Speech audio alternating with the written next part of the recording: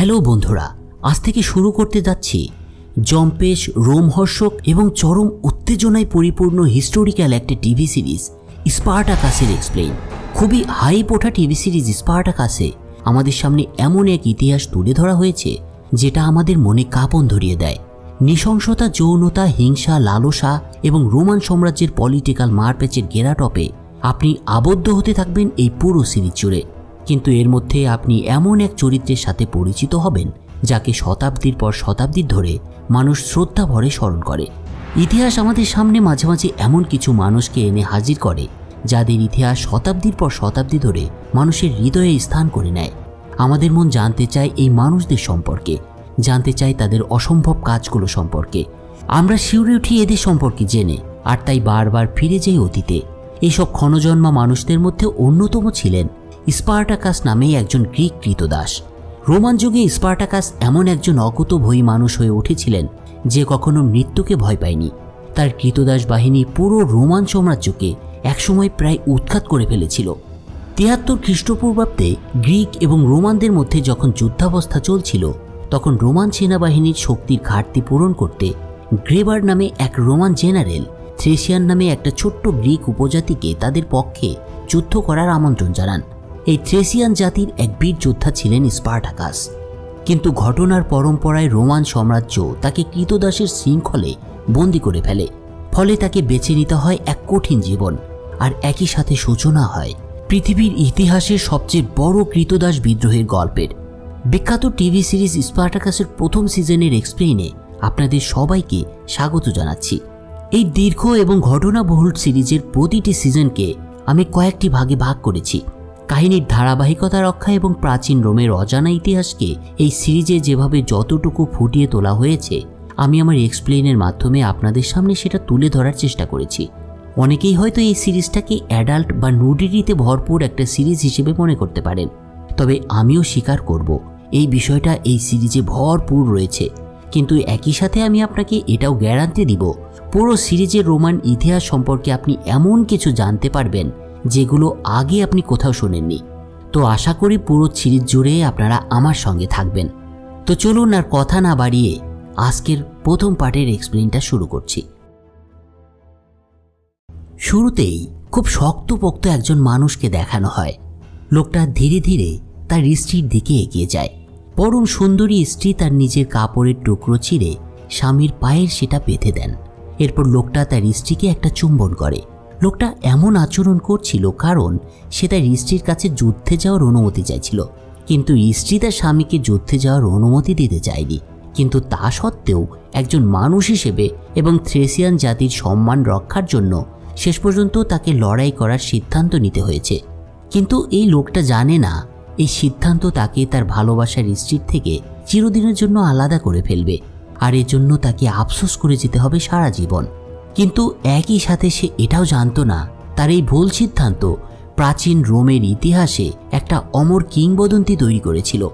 বন্ধুরা, যাকে নিয়ে এতক্ষণ কথা বলছিলাম তিনি হলেন দ্য গড অফ অ্যারোনা, স্পার্টাকাস।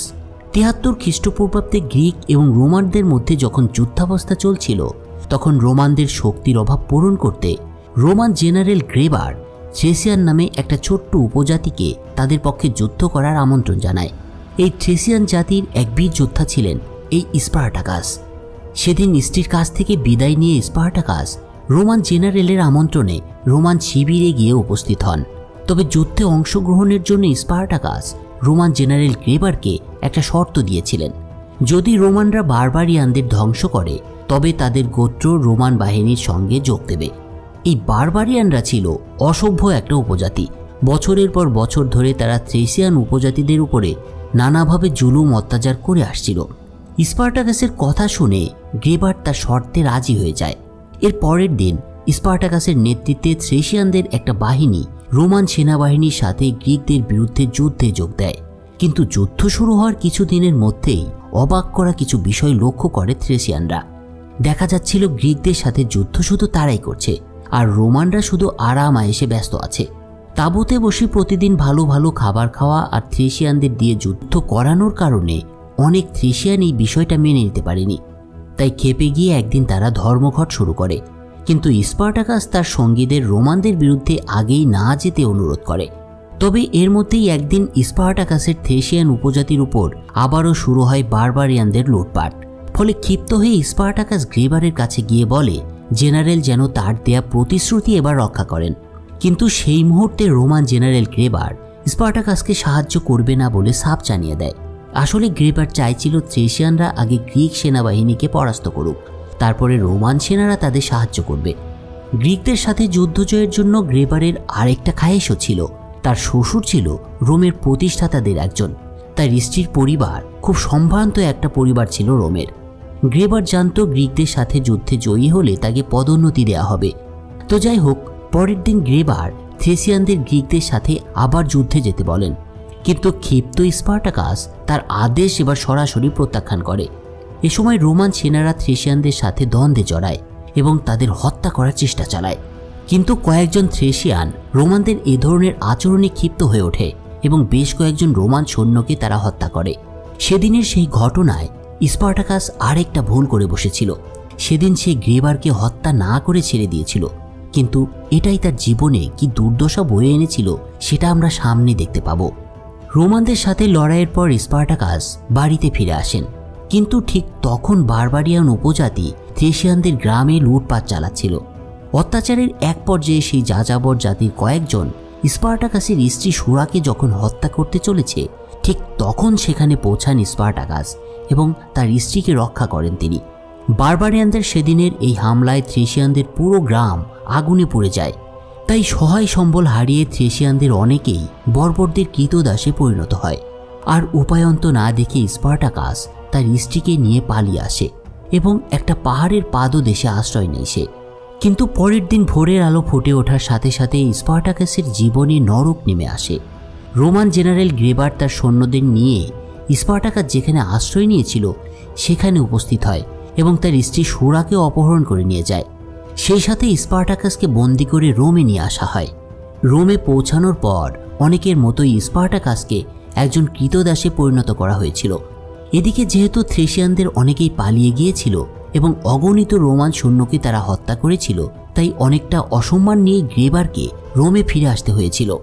রোমের সেনেটররা এই অবস্থার কথা জানার পর গ্রেবারের যুদ্ধ করা এবং নেতৃত্ব দেওয়ার ক্ষমতাটা নিয়েই সন্দেহ প্রকাশ করতে শুরু করে।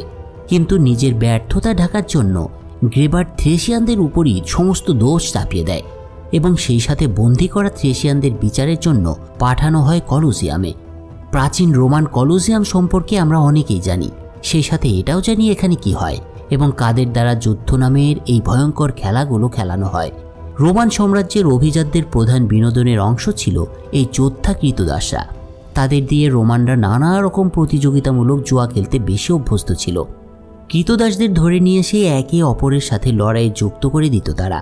এই খেলার ভয়ঙ্কর বিষয়টা ছিল একজন না মারা যাওয়া অবধি বিজয়ী নির্ধারণ করা হতো না।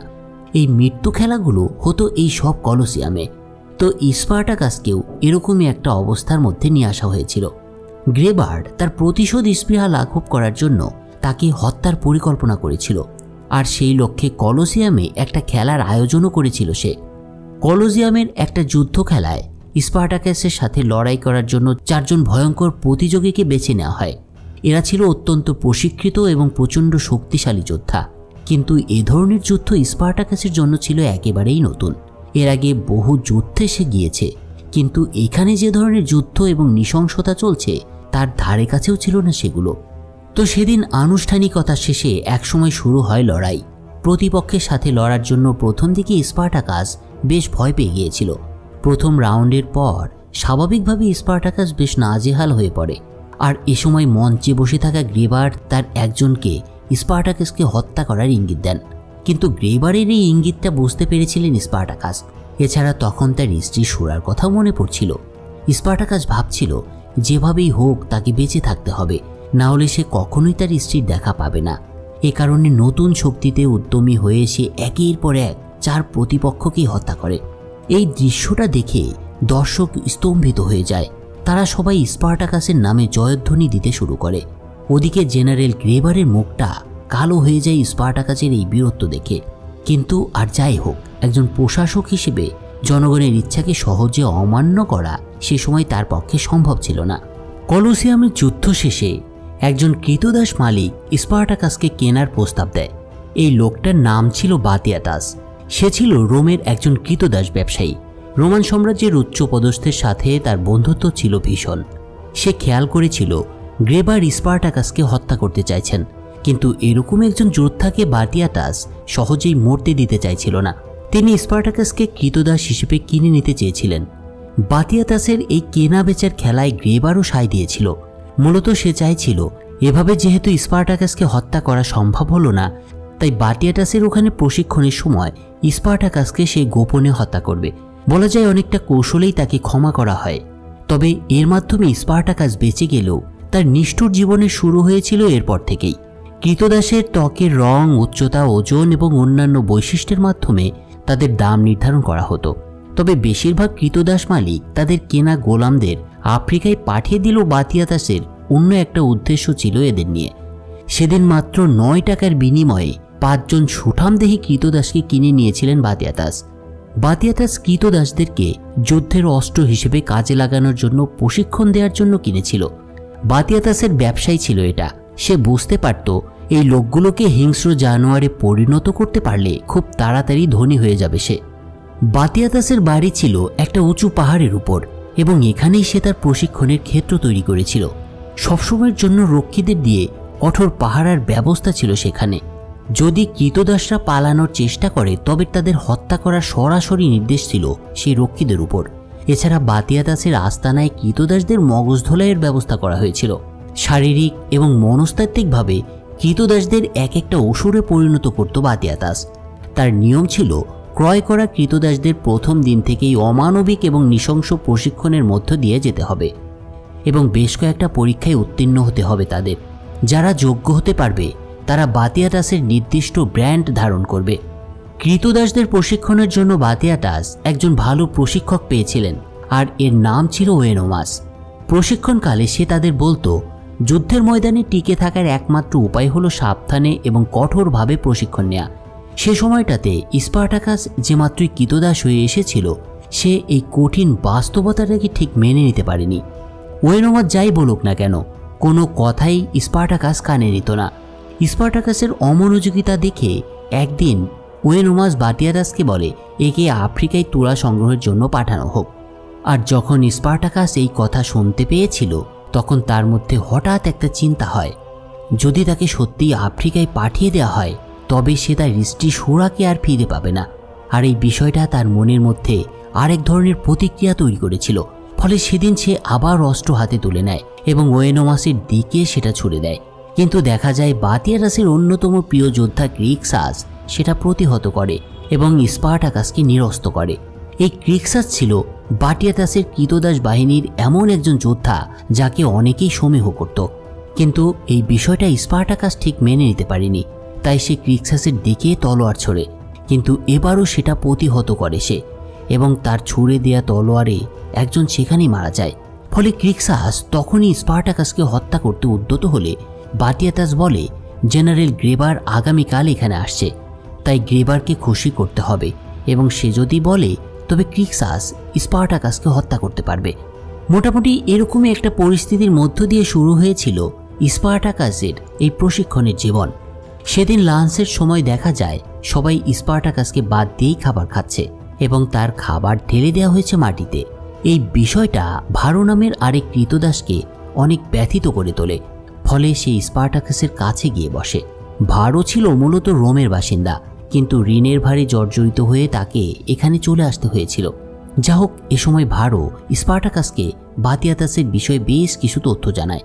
বাতিয়াটাস তার এক ধরনের ব্র্যান্ডিংয়ের মাধ্যমে নিজের সেরা যোদ্ধাদের নির্বাচন করে এবং এদের স্বাভাবিকভাবেই বেশি পুরস্কার দেওয়া হয়। যদিও তারা সবাই কৃতদাস, কিন্তু এই ব্র্যান্ডিং করা দ্বৈতবাদীদের মর্যাদা সাধারণ দাসদের থেকে অনেক বেশি হয়। তো পরের দিন গ্রেবার বাতিয়াটাসের বাড়িতে এসে পৌঁছান। সেখানে তিনি স্পার্টাকাসের সঙ্গে দেখা করেন। স্পার্টাকাস তার স্ত্রীর অবস্থানের বিষয়ে এবার গ্রেবারের কাছে জানতে চায়, কিন্তু গ্রেবার তাকে উত্তর দেয় তার এই কথা জিজ্ঞাসা করার কোনো অধিকারই নাই। সে তাকে প্রচণ্ড ঘৃণা করে। স্পার্টাকাসকে অপমান করার পর গ্রেবার সুরার পোশাকের একটা টুকরো তাকে বের করে দেয়, আর এটা দেখে স্পার্টাকাস গর্জন করে ওঠে। তবে সেদিন গ্রেবার স্পার্টাকাসকে হত্যা করার নির্দেশ দিয়েছিল না, বরং তাকে নিয়ে খেলছিল সে। সেদিনের পর থেকে প্রতিদিনের ট্রেনিং সেশনে স্পার্টাকাস তার কবজিতে সেই কাপড়ের টুকরোটা বেঁধে রাখত।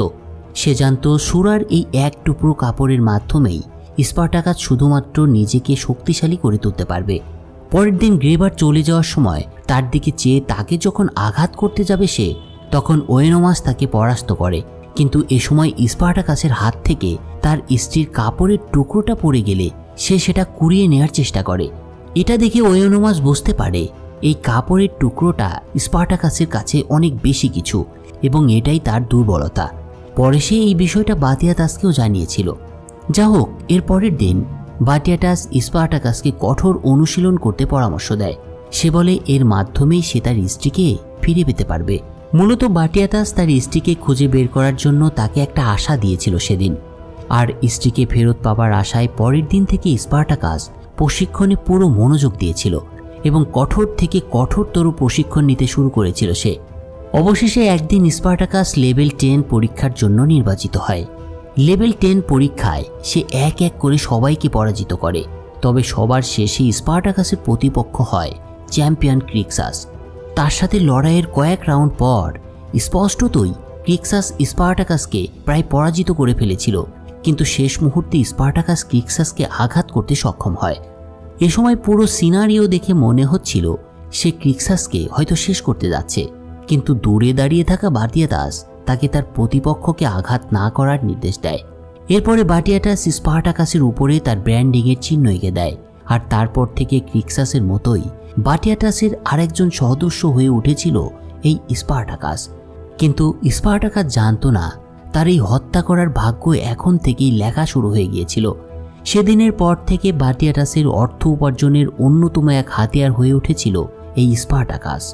এই প্রাচীন রোমের একজন গ্ল্যাডিয়েটর হওয়া একেবারে সহজ কথা ছিল না।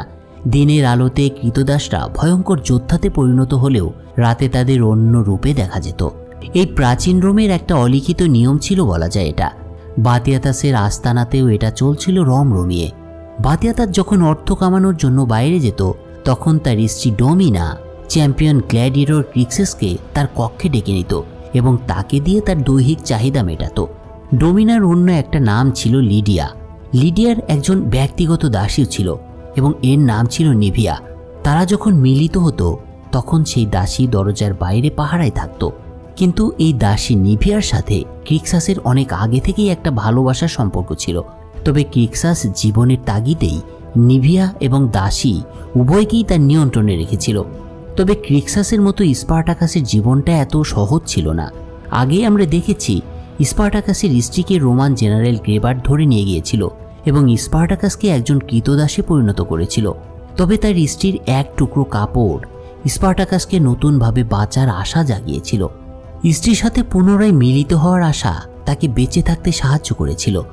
স্পার্টাকাস বাতিয়াতাসের ওখানে যদিও একজন যোগ্য গ্ল্যাডিয়েটর হয়ে উঠেছিলেন, তবুও তাকে সকলেই তুচ্ছ-তাচ্ছিল্য করত। আর এই বিষয়টা বুঝতে পেরে স্পার্টাকাসও প্রতিদিন কঠোর থেকে কঠোর প্রশিক্ষণ গ্রহণ করত।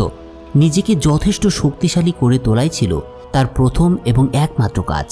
এভাবেই একদিন বাতিয়াতাসের ওখানে ভার্জিং নামে একটা বাৎসরিক উৎসব চলাকালে বাতিয়াতাস ক্যাপোয়ার সম্ভ্রান্ত পরিবারকে একটা গৌরবময় লড়াই উপহার দেওয়ার জন্য তার 16 জন গ্ল্যাডিয়েটরকে যুদ্ধের জন্য পাঠানোর প্রস্তুতি নেয়।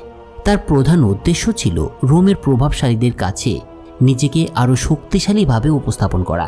সে উপলক্ষে কোচ ওয়েনোমাস তার যোদ্ধাদের একটা তালিকা তৈরি করেছিল। ক্যাপোয়ার ভ্যানগার্ড ক্রিক্সাস হাউস অব বাতিয়াতাসের প্রতিনিধিত্ব করবেন বলে নির্ধারিত হয়। এছাড়া একজন চ্যাম্পিয়ন যোদ্ধা হিসেবে ফাইনালে সে এক শক্তিশালী গ্ল্যাডিয়েটরের মুখোমুখি হবে বলেও সিদ্ধান্ত হয়। আর স্বাভাবিকভাবে ক্রিক্সাসের প্রতিদ্বন্দ্বী হিসেবে শেষ পর্যন্ত স্পার্টাকাসকেই নির্বাচিত করা হয়েছিল। তবে এতে স্পার্টাকাস খুব একটা খুশি ছিল না। তার বক্তব্য ছিল সে ইতিমধ্যেই আগের একটা পরীক্ষায় ক্রিক্সাসকে পরাজিত করেছে, তাই এখানে নিজের শ্রেষ্ঠত্ব প্রমাণের জন্য তাকে আবার ক্রিক্সাসের সাথে লড়াই করার কোনো প্রয়োজনীয়তা সে দেখে না।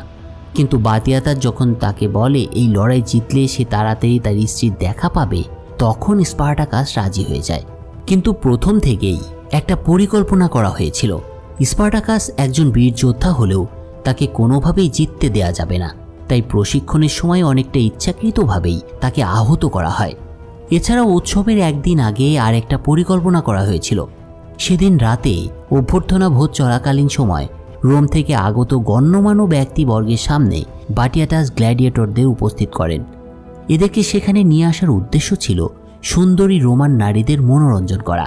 এটা অবাক হওয়ার মতো কোনো বিষয় ছিল না, কারণ প্রাচীন রোমে এ ধরনের পুরুষ মডেলরা বহু বছর ধরেই এই কাজ করে আসছিল।